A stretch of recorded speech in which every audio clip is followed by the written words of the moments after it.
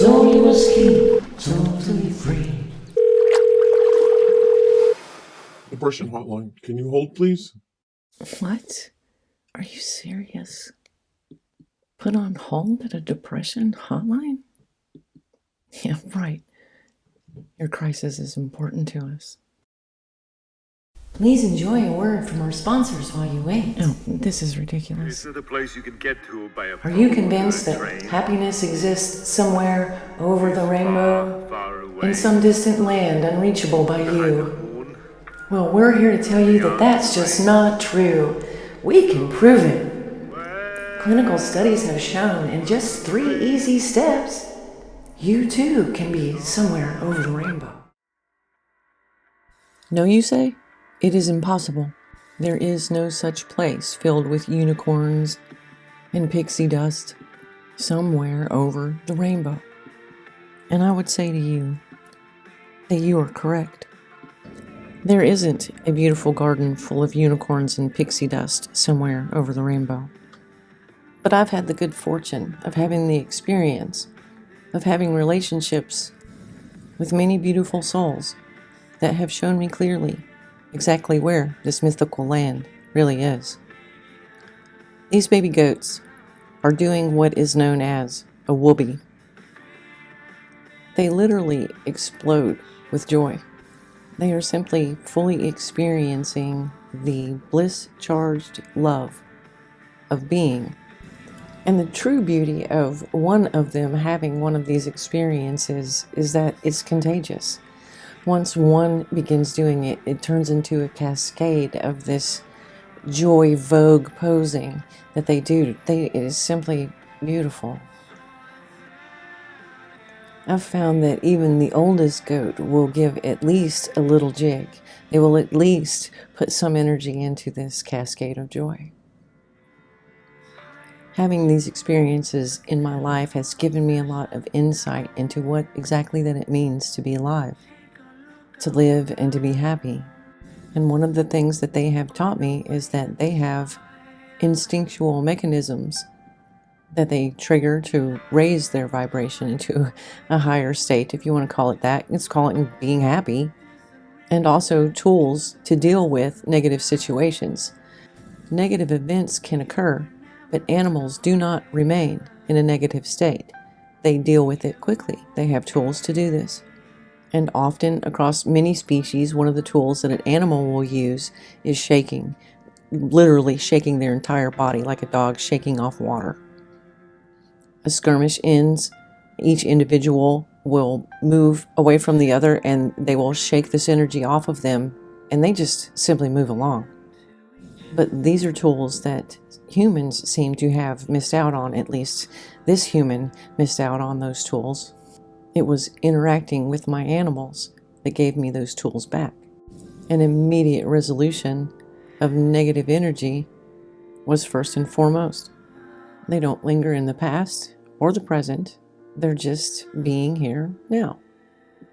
And if in that moment they do not have a problem, then they are just simply happy. But even locations that have perfect weather have clouds, they have rain. It's a balance that must be to have nature flourish. But how we deal with that rain, the tools that we can use to change those things if the clouds just keep hanging around. We certainly can't be happy all the time, but we certainly shouldn't be negative and unhappy all the time either. But when we get stuck in cycles of negative energies, it can be extremely difficult to break away from this. The weight of it can be devastating, it can be crushing. And in the depths of all of this, there's only one person that can do anything for you. And in these darkest moments, we're asked to make a choice about how we want to feel. When we are thinking negative thoughts, having negative emotions, we literally do not feel good. And when we stay in this place for extended periods of time, we literally become miserable and we can even affect our health. Because basically even our body doesn't like our own company. And it puts up a protest in the only way it can. It gets sick. And this is, in its own way, good news. It's showing us that there's an imbalance and that something needs to be corrected. Because negativity is not our natural state. But it can become a habit.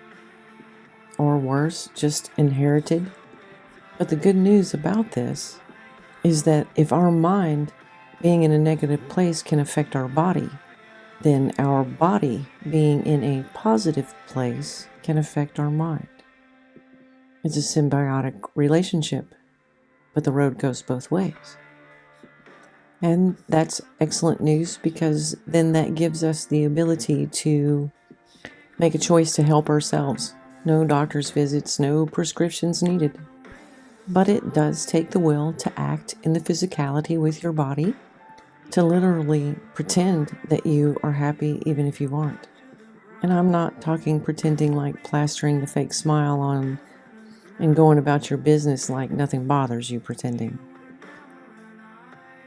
And although humans don't do whoobies, there is a human version of the whoobie, and it is dancing. There is no way that you can feel sad when your body is doing this.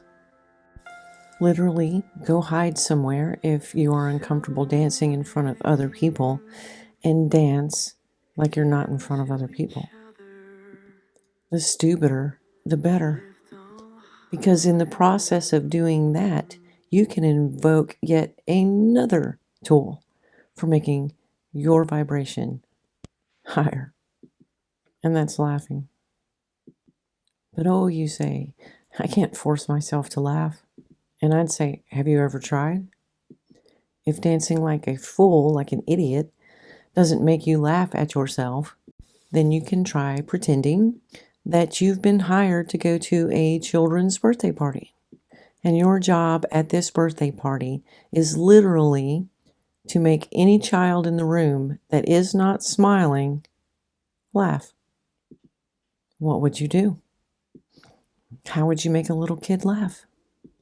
Well, do it. Another tool in the box is singing. Just belt it out. Just don't judge. Just belt it out.